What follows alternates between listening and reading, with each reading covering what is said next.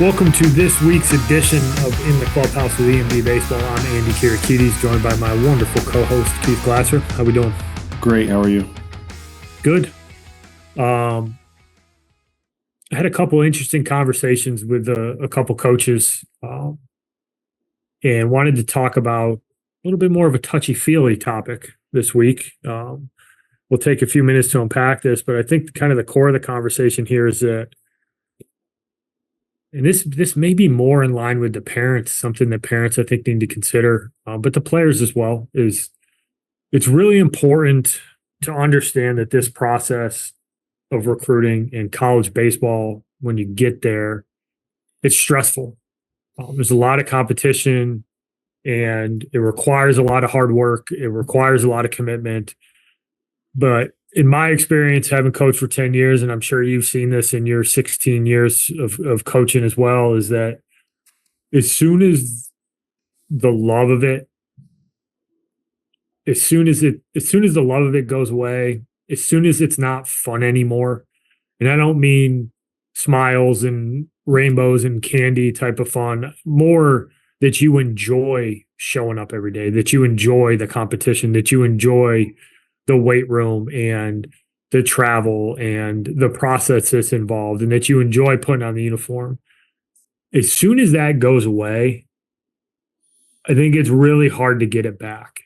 And I think sometimes that this process can be daunting and we can suck the love out of it for kids because it becomes such a results-oriented process. And this probably even goes back to, when kids are 8, 9, 10, 11 years old and you're seeing parents flip out at umpires and doing all this kind of stuff. And, I've seen it with guys who've gone on to play pro ball, and when they finish up pro ball, we talk to them like, hey man, why'd you decide to shut it down? And well, it wasn't fun anymore. I wasn't enjoying doing it.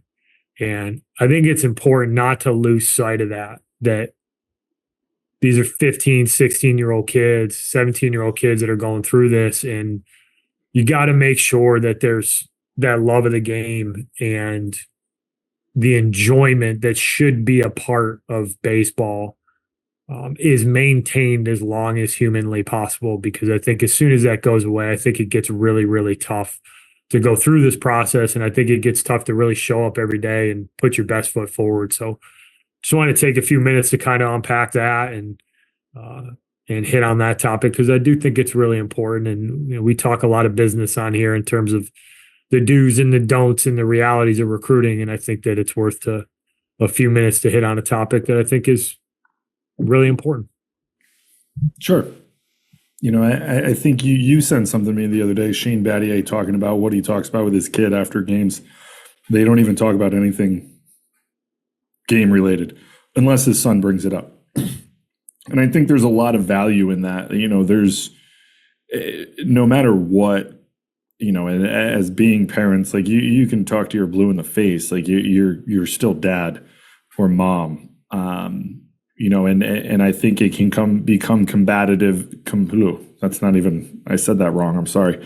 It can become combative and taken the wrong way when, there's probably just all good intentions behind it. But, I think sometimes, when you see them nowadays where no one's getting a scholarship and respect the referees or the umpires, and there's a lot of truth in that. You hear us talk about this stuff on here week in, week out about how the recruiting process is slowing down, and you're really not going to get recruited until, the vast majority of college baseball players are not going to get recruited until the summer going into their senior year of high school. And if you're a 8th grader, 9th grader, 10th, like your sole focus as a player and as a parent is to get your son better at baseball, or daughter, whatever it is that you're doing, get them better at whatever sport it is that they're playing. You want to keep the fun in this because at the end of the day, you want them to go out and compete and do what it is that they can do best on the field to continue to develop. The games are where you're taking the swings in the cages and the ground balls and the fungos and the live reads and all those things and putting it into practice.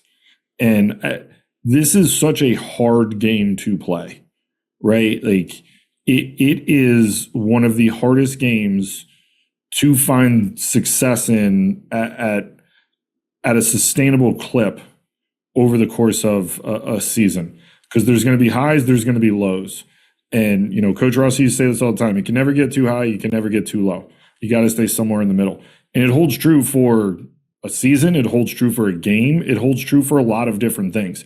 A baseball game, there's no time limit. You can play theoretically for as long as it takes, and it's a long, arduous process. And the season is, you get to college, you're playing 40, 50, 56 games.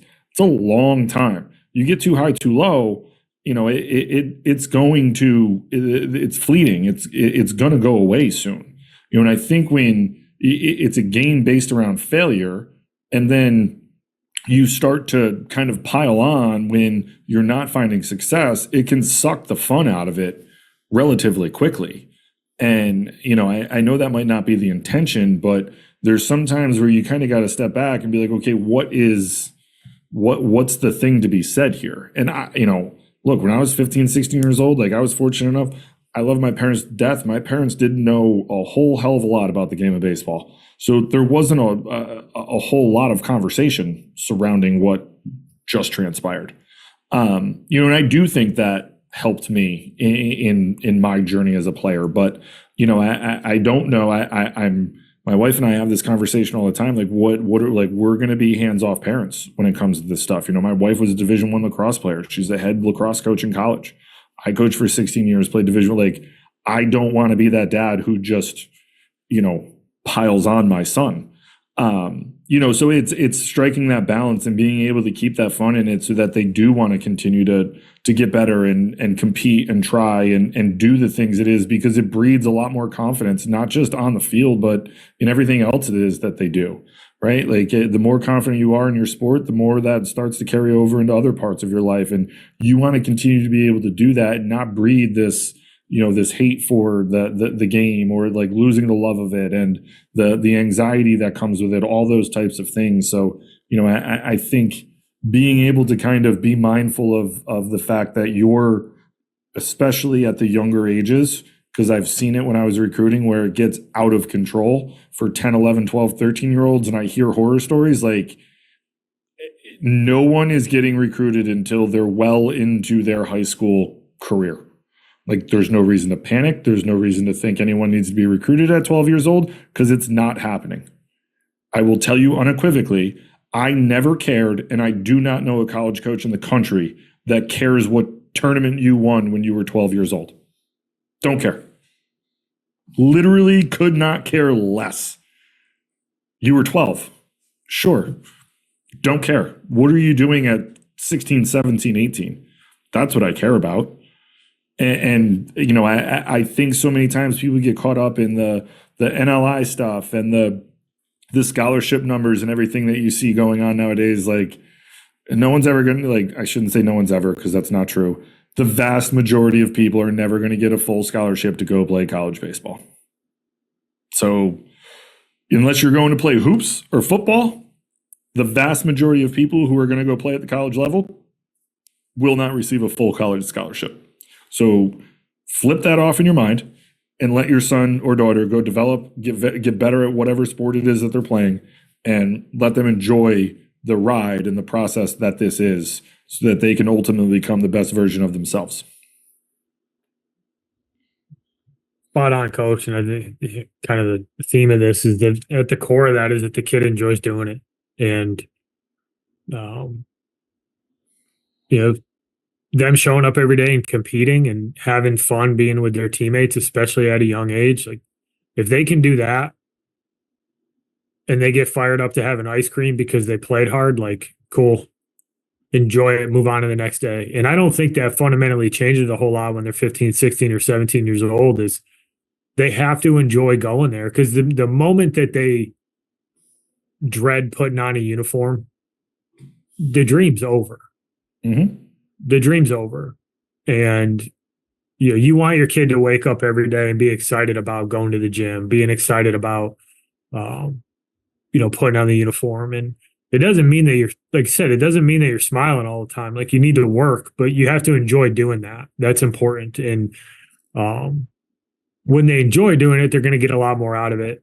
They're going to commit a lot more time to it. They're going to be more dedicated to it, because they actually want to be there. They enjoy being in the gym. They enjoy putting on the uniform. And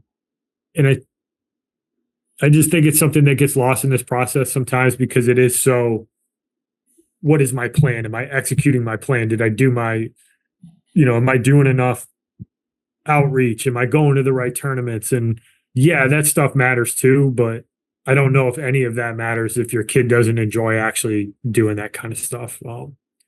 So certainly not an indictment on parents. I think it's just a gentle reminder to everybody that this process is stressful. It's hard enough as it is. Let's make sure that we don't suck the joy out of it. Because you want them to get to college with some fire in their belly and some excitement that they're going to go and compete. Because when they get there, it gets even tougher. The recruiting process is stressful. It takes up a lot of time, a lot of resources. But when you get to college, it's even harder. And I think that's a tough thing for people to wrap their head around, is that the recruiting process is just a step to the next phase of upper level competition. And when you get there, you better enjoy it. So make sure that all those steps along the way, that we don't suck the fun out of it. Yeah, agreed. Not an indictment on anyone. It was just more something we saw and thought that we should talk about. But I think it holds true. So let the kids be kids. You already lived your life. ELE. Everybody love everybody. God, I love ELE. Yeah. What movie is that from again? Semi-pro. Semi-pro. If you haven't watched that, Will Ferrell's in the front of the bus. Might not want to watch that with like a 13-year-old, but if you're an adult, I suggest you go and watch that. It's one heck of a. ELE. Everyone love everyone. Anything else you want to add there, Coach?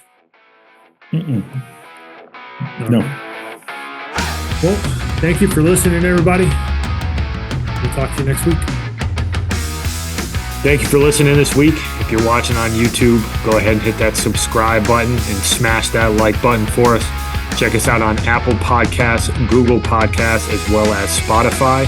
You can follow us on Twitter and Instagram at EMD Baseball. If you want to find out what me and Keith do to help families and players navigate the recruiting process, go ahead and check us out on emdbaseball.com. Take a few minutes to check out our new online academy. I promise you'll get some good information out of that. Thanks again for listening. Check in with you next week.